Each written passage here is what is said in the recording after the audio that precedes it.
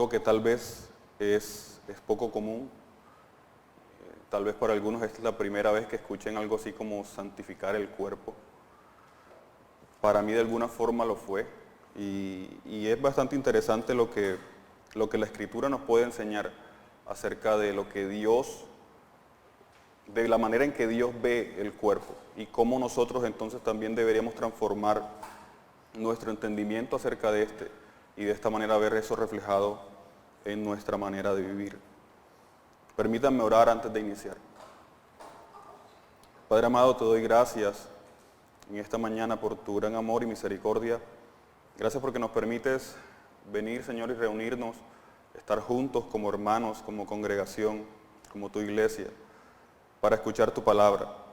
Gracias, Señor, porque no nos reúnes, Señor, a simplemente pasar un rato agradable, aunque sin duda, Señor, esto va a ser un momento muy agradable para nosotros, sino que nos reúnes, Señor, en pos de ti para escuchar tu palabra.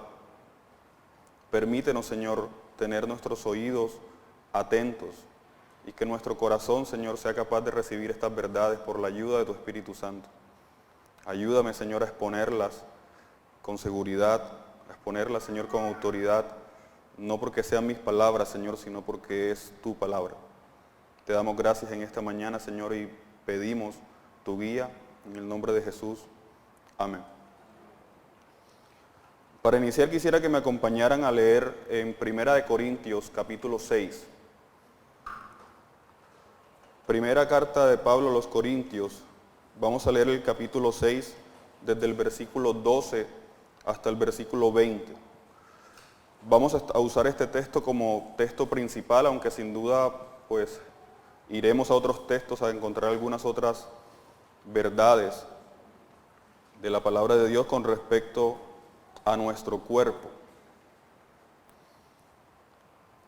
1 Corintios 6, capítulo 6, versículos del 12 al 20 dice: todas las cosas me son lícitas, mas no todas convienen. Todas las cosas me son lícitas, mas yo no me dejaré dominar de ninguna. Las viandas para el vientre y el vientre para las viandas, pero tanto al uno como al otro, como a las otras, destruirá Dios. Pero el cuerpo no es para la fornicación, sino para el Señor, y el Señor para el cuerpo. Y Dios, que levantó al Señor, también a nosotros nos levantará con poder. ¿No sabéis que vuestros cuerpos son miembros de Cristo? ¿Quitaré pues los miembros de Cristo y los haré miembros de una ramera? De ningún modo. ¿O no sabéis que el que se une con una ramera es un cuerpo con ella? Porque dice, los dos serán una sola carne. Pero el que se une al Señor, un espíritu, es con él. Huid de la fornicación. Cualquier otro pecado que el hombre cometa está fuera del cuerpo, mas el que fornica contra su propio cuerpo peca. ¿O ignoráis que vuestro cuerpo es templo del Espíritu Santo, el cual está en vosotros, el cual tenéis de Dios, y que no sois vuestros? Porque habéis sido comprados por precio. Glorificad pues a Dios en vuestro cuerpo y en vuestro espíritu, los cuales son de Dios. ¿Pueden sentarse los que estuvieron de pie? Bien, en primer lugar debo decir que no es un texto fácil. Realmente la primera lectura que uno hace del cuerpo hace que lleguen a nuestras mentes algunas preguntas bastante capciosas.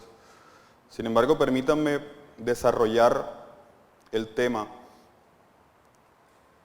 diciendo que vamos a hablar de este texto no exponiéndolo en su totalidad, sino tomando de él las verdades que podemos extraer acerca de lo que Dios dice del cuerpo. Recordemos que el tema es la santificación del cuerpo. Y para iniciar, recordemos que los griegos tenían una visión bastante particular acerca del cuerpo. La mayoría de los pensadores griegos defendían alguna forma de dualismo antropológico. Básicamente creían que en el hombre hay dos principios y que esos dos principios son opuestos. por un lado ven al cuerpo, que nos vincula con la realidad material, pero por el otro lado ven al alma, que es el principio inmaterial del hombre y que nos vincula con el mundo de las ideas, como lo decían los griegos. Particularmente Platón es uno de los que de manera más explícita hace ver esta visión del hombre, y en Platón se identifican las siguientes ideas. Platón identifica más al hombre con el alma que con la combinación de alma y cuerpo. De hecho, ve la encarnación del alma como una situación transitoria y que es contraria al destino del hombre. El cuerpo es visto como el origen del mal y la ignorancia. El alma es vista como lo bueno y la dimensión positiva del hombre. Y de ahí entonces surge la creencia de que el cuerpo es una especie de jaula o cárcel de la que el alma debe liberarse para lograr su plena realización. Eso es un poco de lo que los griegos pensaban acerca del hombre, y claramente esa visión del hombre influía en cómo entonces se relacionaban con su cuerpo. Y tal parece que los creyentes en Corinto habían tomado algunas de estas ideas y las habían traído a la iglesia. De hecho, no es muy extraño, aún en nuestros días, encontrar cristianos que ven al cuerpo como poca cosa a la hora de servir a Dios, a la hora de glorificar a Dios. Y más cuando hablamos de un tema como la santificación, que generalmente es visto como un tema más espiritual, más interior, más de las emociones, más del pensamiento, más de la voluntad, y no tanto como algo corporal. Entonces, vemos que a lo largo de la carta de los Corintios, Pablo reprocha algunos comportamientos que de alguna manera vamos a ver que están relacionados con la visión que tenían del cuerpo. Dentro de los problemas que Pablo señala en la carta a los Corintios, en la primera carta de los Corintios, vemos que desde el capítulo 1 se nos habla de divisiones y contiendas, por ejemplo. Pablo les llama carnales en el capítulo 3. Pablo señala que entre ellos hay fornicación, que hay falta de disciplina, que hay pleitos entre hermanos que no son capaces de solucionar entre ellos, sino que son llevados ante los incrédulos. Pablo señala desórdenes en la cena del Señor. Y Pablo incluso también habla de desorden en el uso de los dones espirituales. Es decir, leyendo de manera muy superficial, uno podría llegar a pensar que había un énfasis bastante desmedido en las manifestaciones espirituales, pero había poco énfasis o poco cuidado del tema del cuerpo, y por eso resaltan problemas como la glotonería en la cena del Señor y la fornicación. Estos dos problemas parecen tener que ver directamente con la forma en que es concebido el cuerpo, según lo que acabamos de leer, que era la concepción griega del cuerpo, visto como algo malo. Y resulta bastante curioso, como les decía hace un momento, que hoy en día incluso hay creyentes que ni siquiera piensan en su cuerpo a la hora de pensar en la santificación, a la hora de pensar en servir a Dios. De hecho, para muchos, y particularmente fue mi caso, por mucho tiempo, yo no concebía mi cuerpo como parte de mi servicio a Dios. Por muchos años el cuerpo era algo que uno decía, es una existencia temporal, algún día llegará mi muerte y mi alma será librada y irá al cielo con el Señor. Y hasta ahí. Pero cuando uno ve la Escritura, y como lo vamos a ver más adelante, Dios sigue teniendo planes con el cuerpo aún después de la muerte. Y es entonces donde uno ve la desconexión que existe entre la manera en que vemos el cuerpo en vida, mientras la ponemos en contraste con lo que la Escritura dice acerca del cuerpo.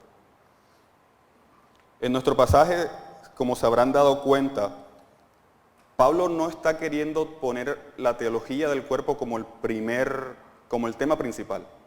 Pablo más bien está atacando el problema de la fornicación, pero lo ataca no señalando directamente que la fornicación es pecado, y sin duda lo es, y sin duda no está permitida.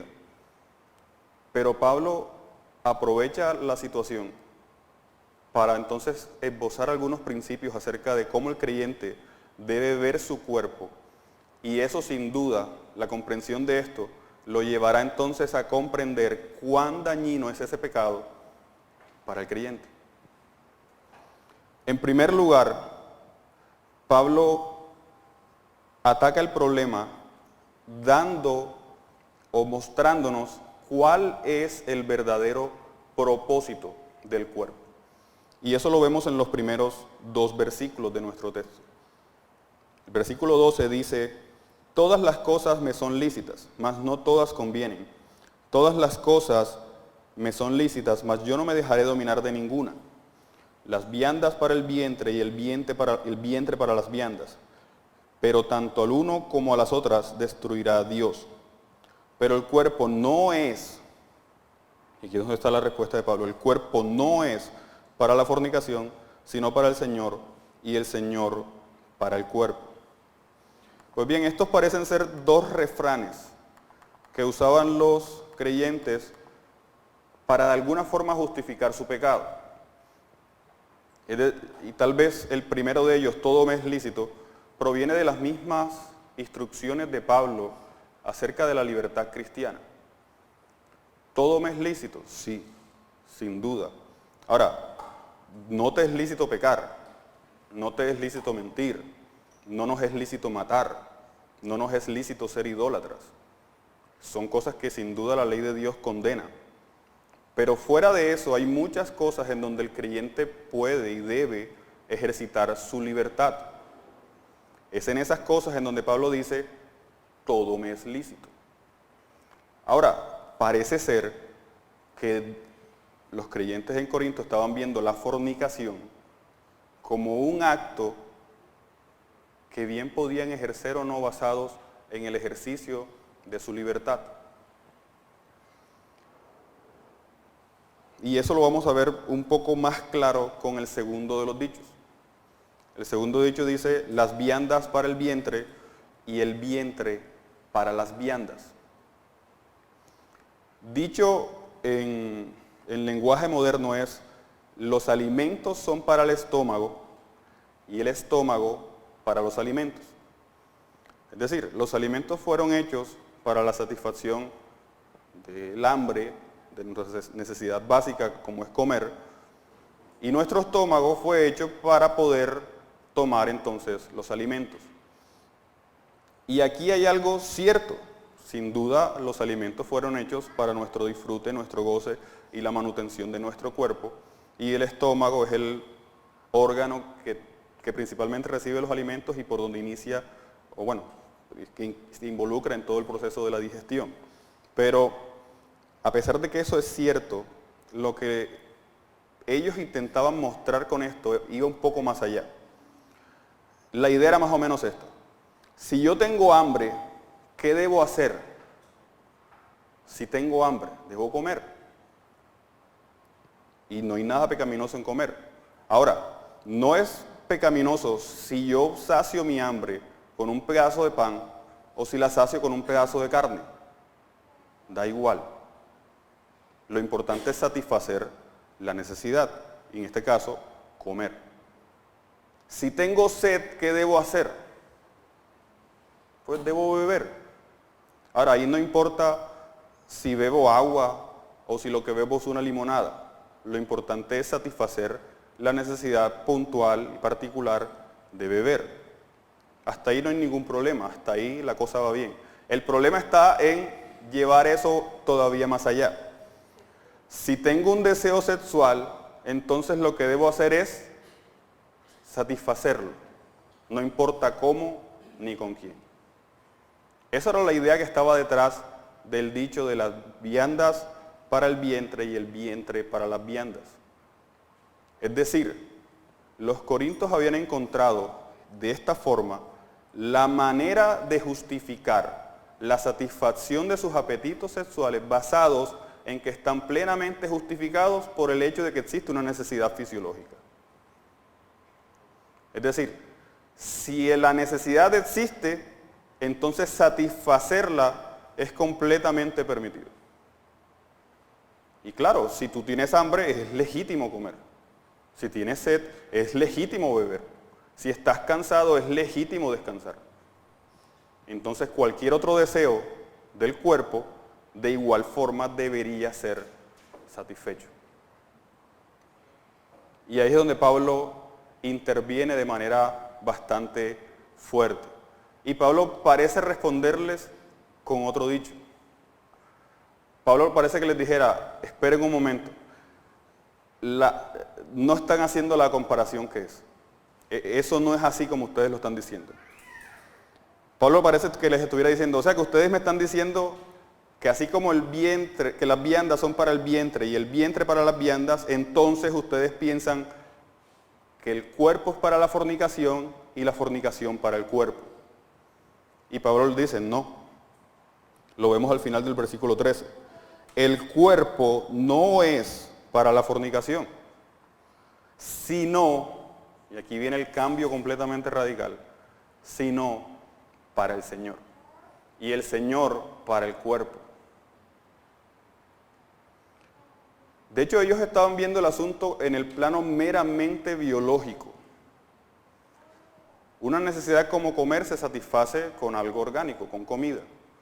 Por lo tanto, una necesidad cualquiera del cuerpo se debería satisfacer en el mismo nivel del que estamos hablando, en el mismo nivel corporal. Pero Pablo aquí dice, no, es que el cuerpo no es solamente algo biológico. El cuerpo es para el Señor. Y el Señor para el cuerpo. Y aquí está el primer principio que Pablo deja caer sobre los corintios en este tema. Nuestro cuerpo es para el Señor.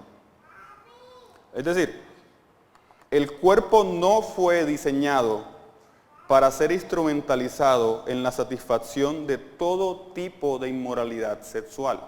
De hecho, cuando la Escritura habla de fornicación, la palabra que se utiliza en griego es porneia, que se traduce literalmente inmoralidad sexual. No especifican cuál, pero ese abanico es bastante grande.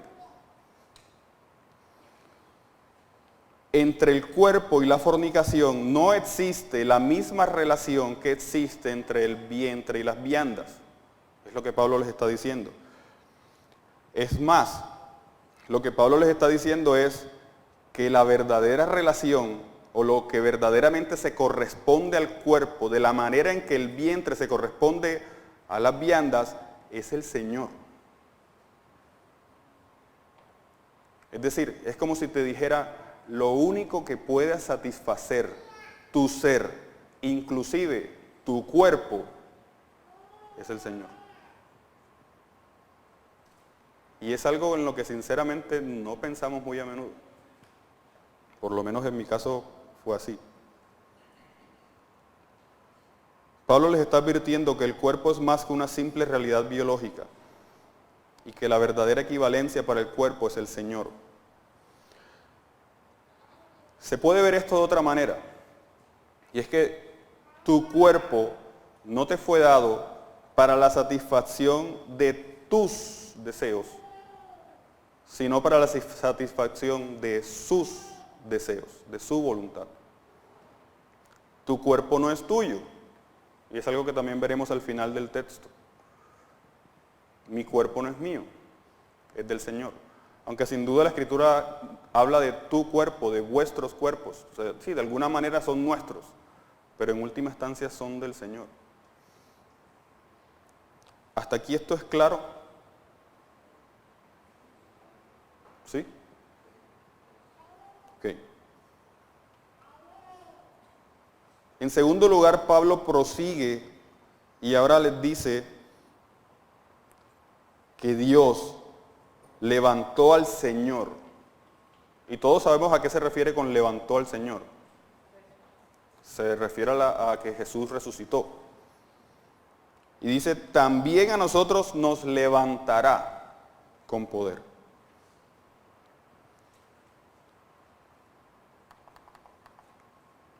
Todos recordamos la resurrección del Señor. Y es claro por la Escritura que el Señor no resucitó en una forma etérea, inmaterial, transparente y traslúcida, no. La Biblia nos muestra con muchos ejemplos que el Señor resucitó con el mismo cuerpo con el que fue enterrado. El Señor resucitó en forma corporal, es a lo que me quiero referir. Tomás le tocó, puso sus dedos en sus llagas.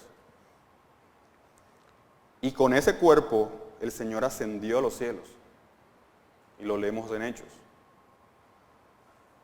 Y lo que la Escritura está diciendo ahora es que así como Dios levantó a Cristo, nosotros también seremos levantados. Es decir, nuestro cuerpo no es solo del Señor mientras estemos aquí en la tierra, mientras estemos con vida. Nuestro cuerpo es del Señor aún después de la muerte, porque seremos levantados, seremos resucitados, y más va adelante veremos en las Escrituras que este cuerpo será transformado. Es decir, en el cielo no vamos a ser gasparines flotando en el aire, como algunos, y no es mentira, piensan.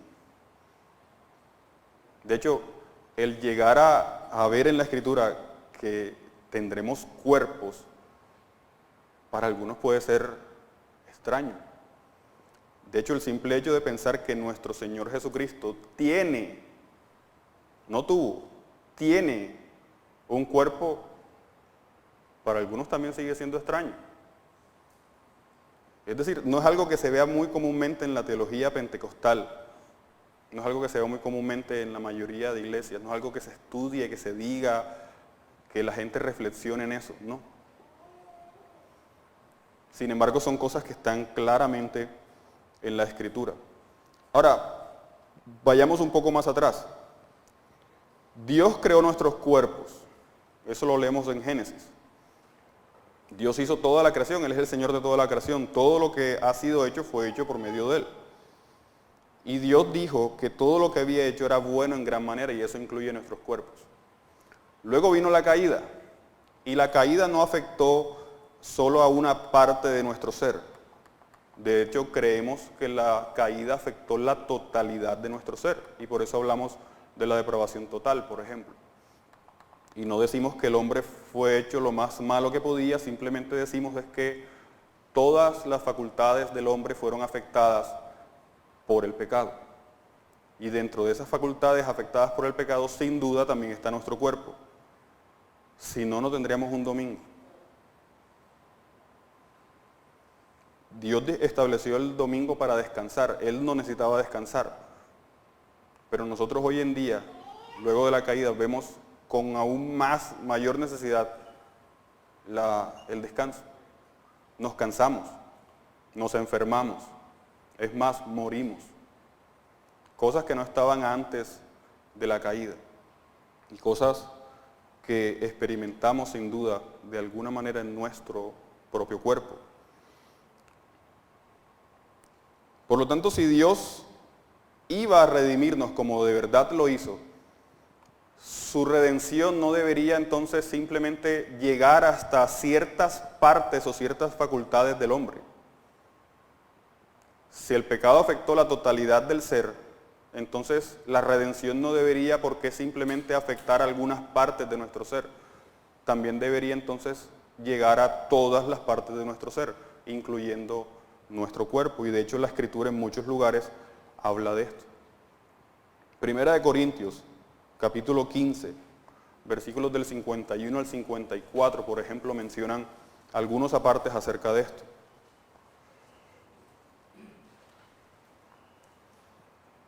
Primera de Corintios 15, 51 dice: He aquí os digo un misterio, no todos dormiremos, pero todos seremos transformados. En un momento, en un abrir y cerrar de ojos, a la final trompeta, porque se tocará la trompeta, y los muertos serán resucitados incorruptibles, y nosotros seremos transformados. porque es necesario que esto corruptible se vista de incorrupción, y esto mortal se vista de inmortalidad. Y cuando esto corruptible se haya vestido de incorrupción, y esto mortal se haya vestido de inmortalidad, entonces se cumplirá la palabra que está escrita: sorbida es la muerte en victoria. Nuestra redención implica también la redención de nuestros cuerpos. Filipenses 3, 20 y 21 también habla de esto. Y lo voy a leer para ustedes.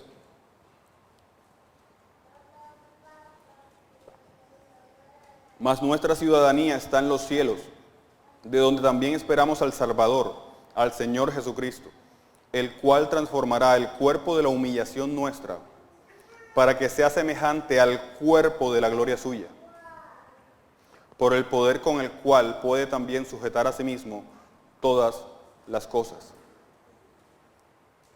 Es decir, la Escritura habla de que Dios tiene aún planes con nuestro cuerpo.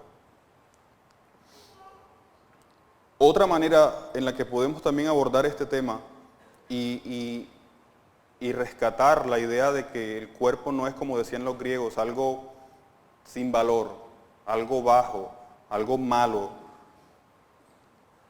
es tener en cuenta que Cristo, para redimirnos, se hizo hombre, se hizo carne, como dice la Escritura. En Juan, en el Evangelio de Juan, en el capítulo 1, versículo 14, leemos que el Verbo fue hecho carne. Es decir, Cristo no se hizo un eón, como dicen los gnósticos. No se hizo una aparición sin cuerpo. Él se hizo carne. Se hizo carne. Y ahora, si la carne fuera vil, como dice la concepción griega, pues claramente Cristo no se hubiera hecho carne. Pero Cristo se hizo carne. Entonces vemos cómo la manera en que concebimos el cuerpo puede afectar la manera en que pecamos. Y eso lo vemos en el ejemplo de los Corintios. Si nuestro cuerpo no es el resultado del azar, de la evolución, sino que es el resultado del diseño especial de Dios. Noten que en Génesis, cuando Dios está creando, la Escritura dice, y dijo Dios hágase esto, y dijo Dios hágase esto, y dijo Dios hágase esto. Pero cuando iba a crear al hombre, el relato en Génesis hace una pausa, como si Dios estuviera reflexionando: ahora voy a hacer al hombre a mi imagen y semejanza. En todo el relato del Génesis parece que se rompiera la continuidad y empezara a decir: ahora voy a hacer algo muy especial. Y está la creación nuestra. Si nuestro cuerpo, si nosotros somos diseño de Dios, si Cristo tomó para sí semejanza de hombre, haciéndose carne, y si aún más las Escrituras nos dicen que nuestros cuerpos serán transformados, es decir, si la Escritura le da tanta importancia al cuerpo, ¿cómo puede un creyente decir que su cuerpo no tiene nada que ver con su relación con Dios? Ahí es el dilema. ¿Cómo pueden muchos creyentes llegar a pensar que su cuerpo nada tiene que ver con su relación con Dios, con su santificación, con su vida devocional, y que más bien es un estorbo? Y bien, parece ser que el problema radica también en una confusión de términos. La Escritura muchas veces habla del cuerpo, soma, y también habla de la carne, sars, en griego. Y a veces, no siempre el significado que se asigna a estas palabras es el mismo. Y entonces algunos cristianos tienden a confundir carne, carnalidad, el hombre, el viejo hombre, los deseos de nuestra concupiscencia con el cuerpo, y tienden a equipararlos, o tendemos de alguna forma a equipararlos. Y les quiero mostrar un ejemplo de cómo eso puede pasar, sin salirnos de la misma carta a Corintios, de primera a los Corintios. Primera Corintios capítulo 9. 3 capítulos más adelante. El mismo Pablo, el mismo que estaba hablando del cuerpo en el capítulo 6, ahora va a hablar del cuerpo en el capítulo 9, pero de una manera un poco diferente. en el capítulo 9, versículo 26 dice, así que yo de esta manera corro, no como a la aventura, de esta manera peleo, no como quien golpea al aire.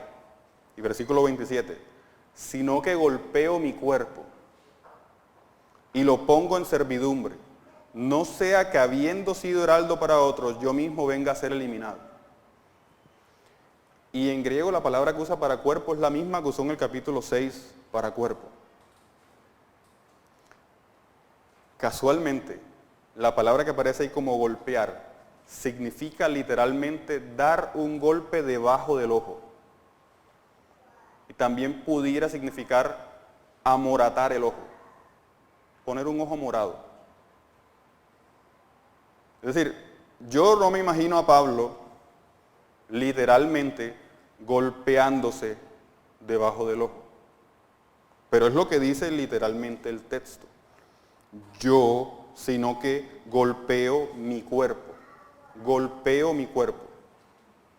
Ahora, no sé si algunos de ustedes consideran legítimo interpretar que Pablo se golpeaba a sí mismo de ese pasaje.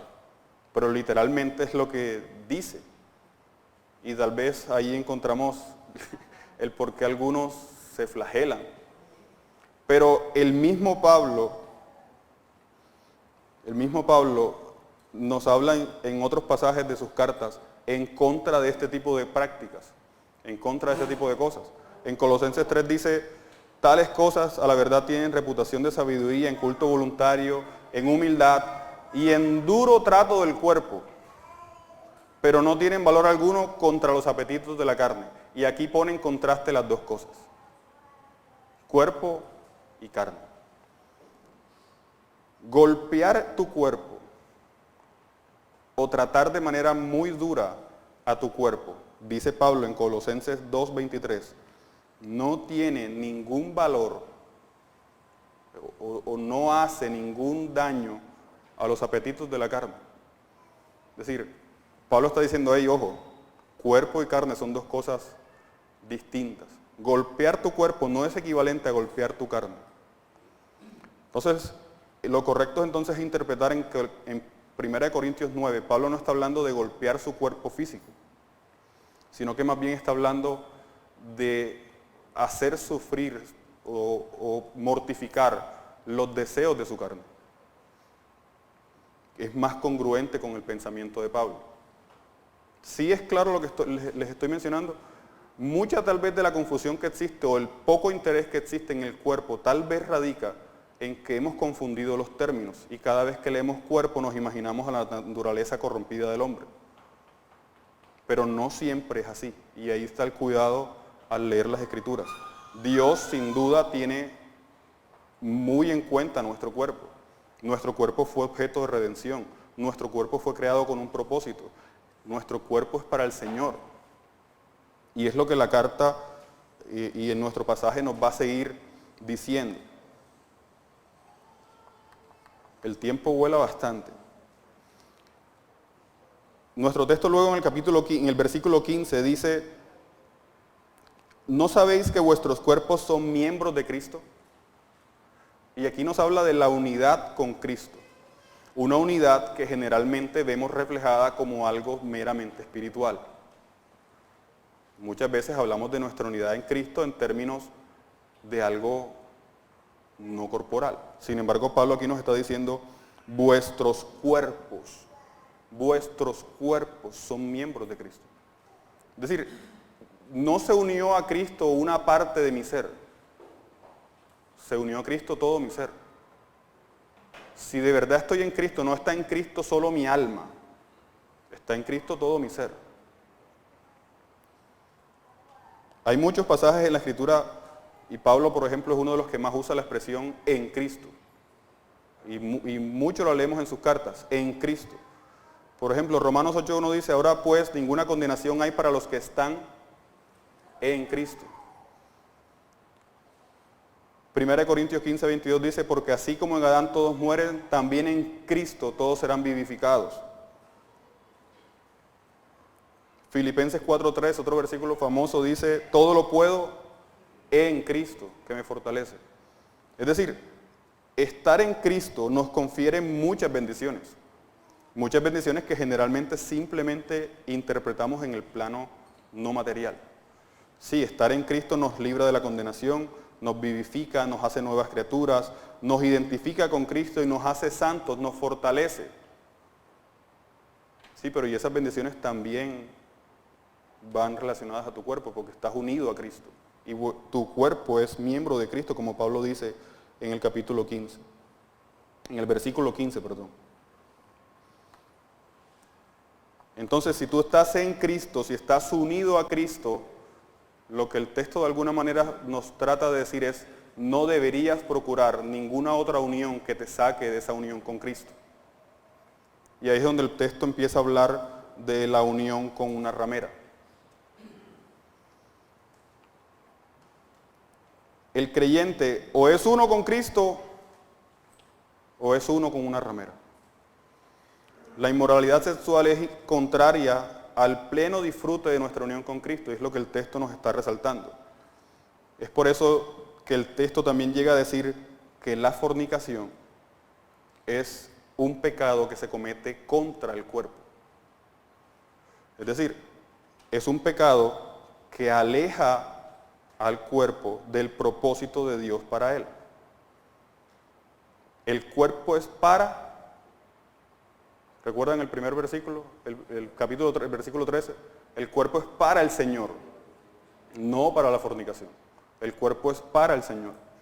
Por lo tanto, caer en fornicación, dice el texto, es un pecado contra el cuerpo.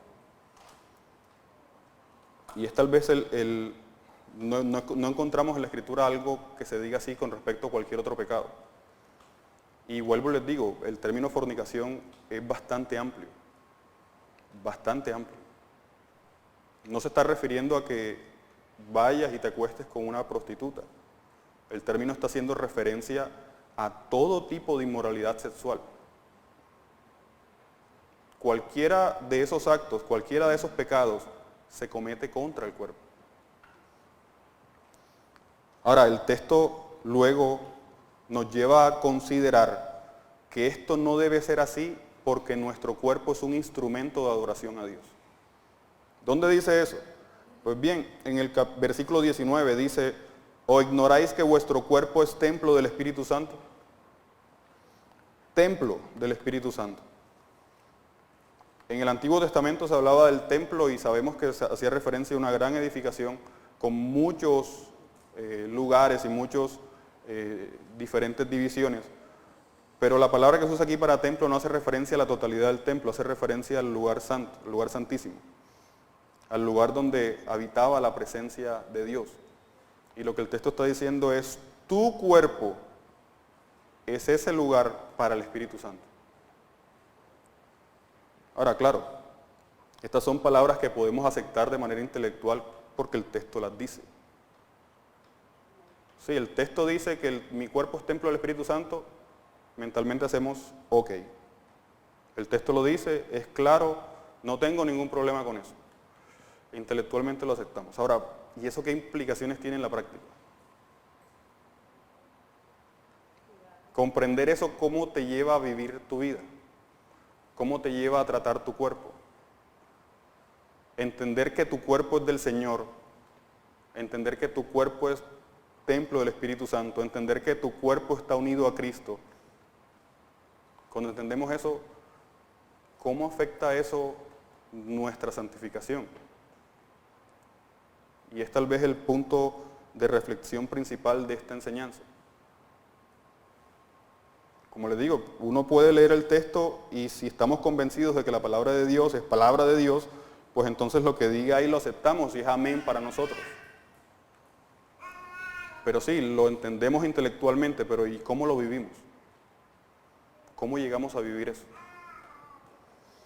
Pues bien, quisiera para esto que me acompañaran a leer un texto en 1 Tesalonicenses capítulo 4, versículos 3 y 4.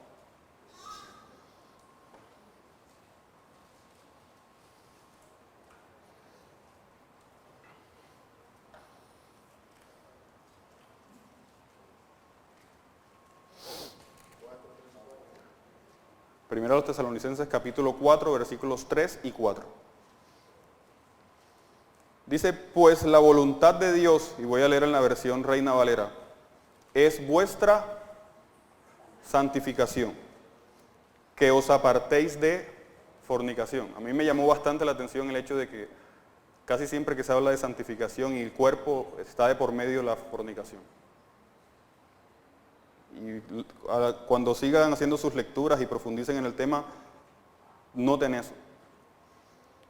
Luego dice el versículo 4, que cada uno de vosotros sepa tener su propia esposa en santidad y honor. Cuando leemos eso hasta ahí decimos, ajá, ¿y cómo se conecta eso con lo que acabaste de decir hace un rato? ¿Cómo me ayuda eso a vivir mi vida y tener mi cuerpo en santidad?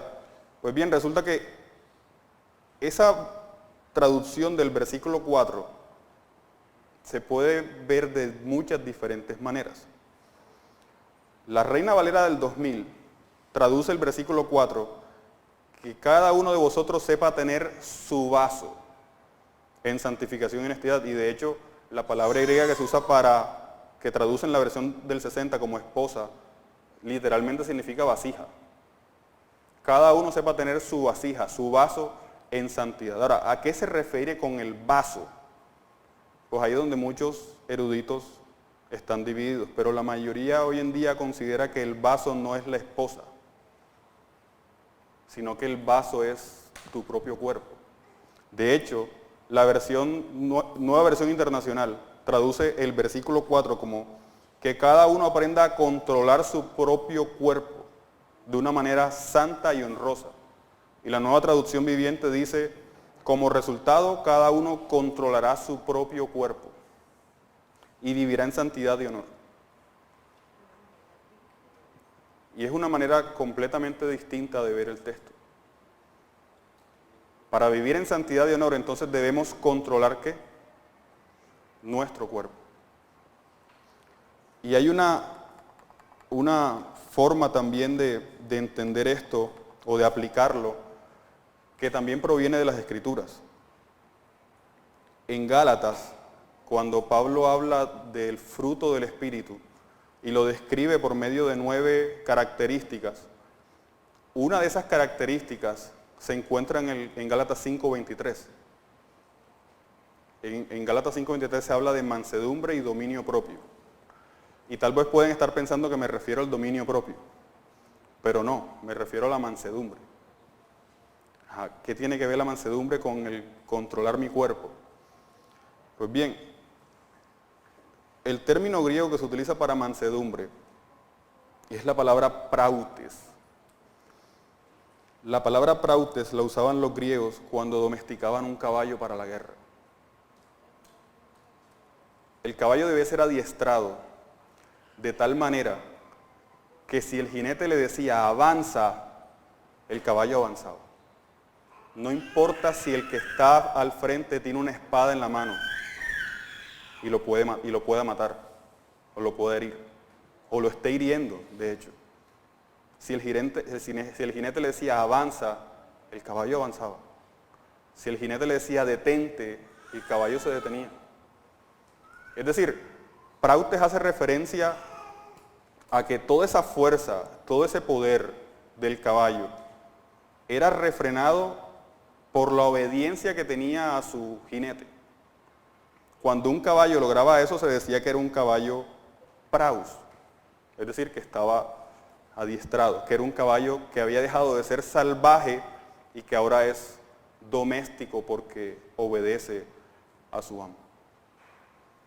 Pues bien, yo creo que esa traducción de mansedumbre a nosotros nos da una idea completamente diferente y no nos lleva de ninguna forma a pensar en ese poder bajo control, sino que al pensar en esto, creo que nosotros debemos pedirle al Señor que desarrolle en nosotros ese tipo de mansedumbre, ese tipo de obediencia, ese tipo de dependencia, que no importando cuáles sean las circunstancias alrededor de nosotros, cuál sea el deseo o la necesidad que en el momento tengamos, nos sentamos tranquilos obedeciendo a Dios.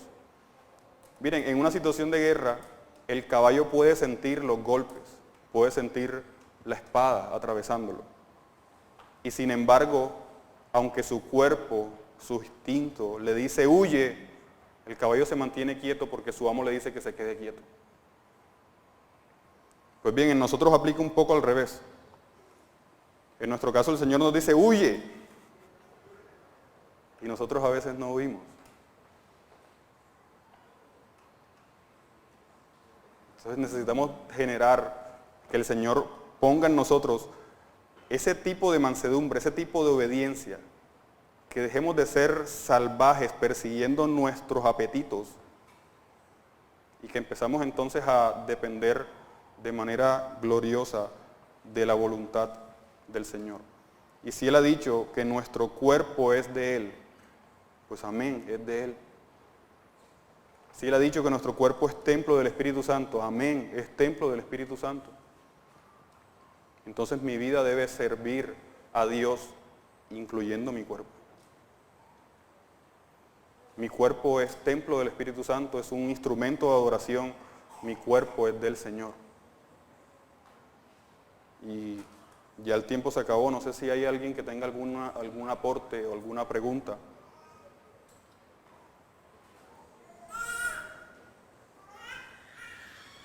Bien.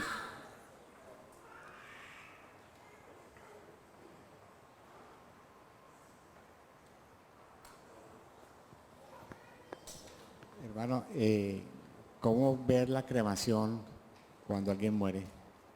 La cremación. Sí.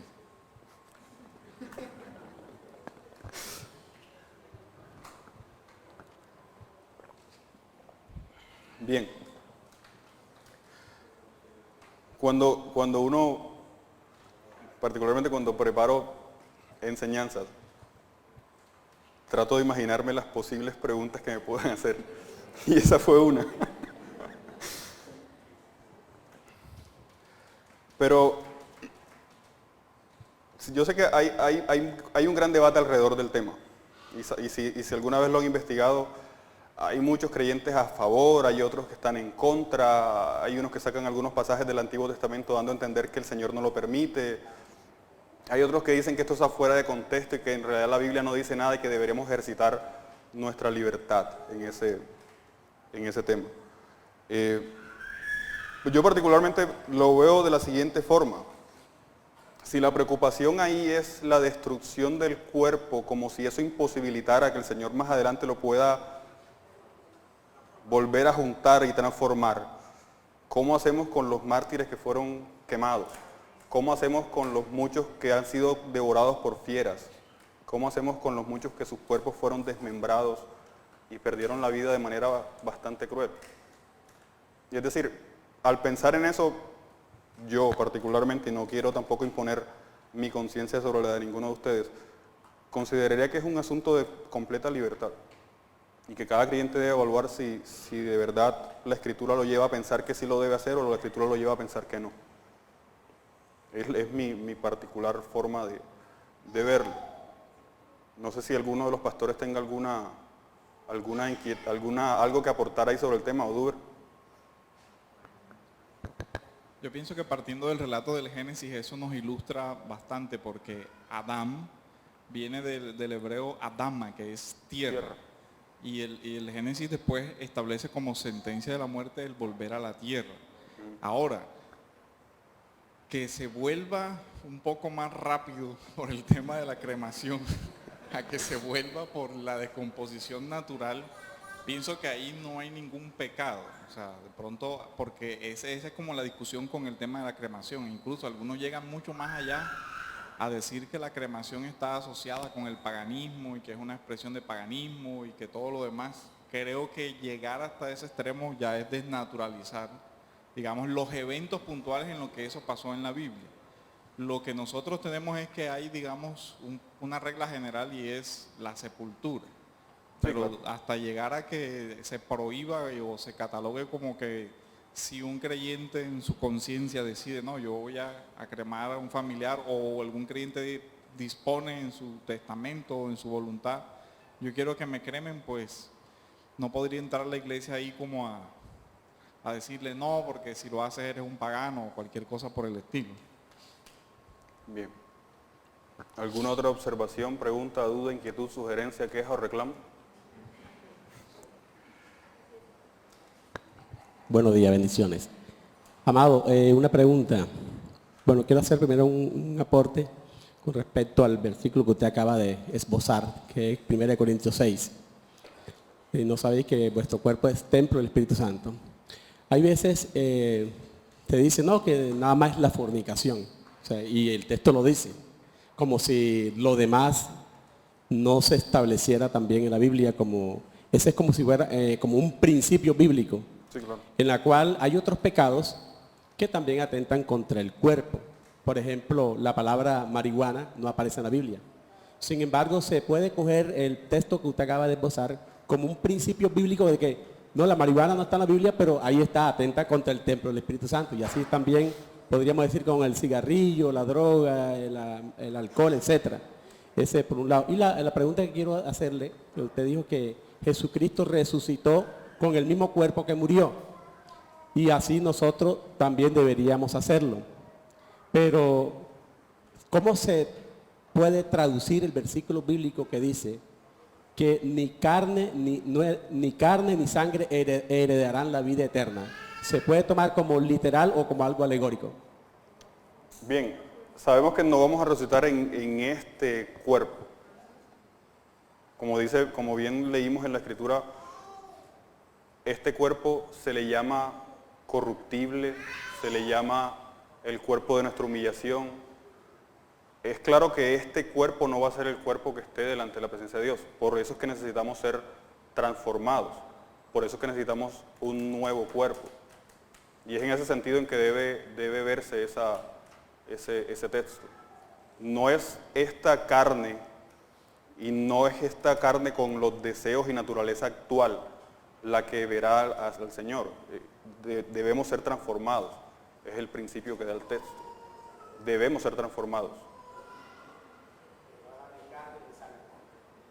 Había un cuerpo glorificado, con una naturaleza completamente diferente a la que hoy podemos tener o incluso de lo que podemos imaginar. ¿Ok? De hecho, el texto que acabamos de leer dice que tanto al vientre como a las viandas el Señor destruirá.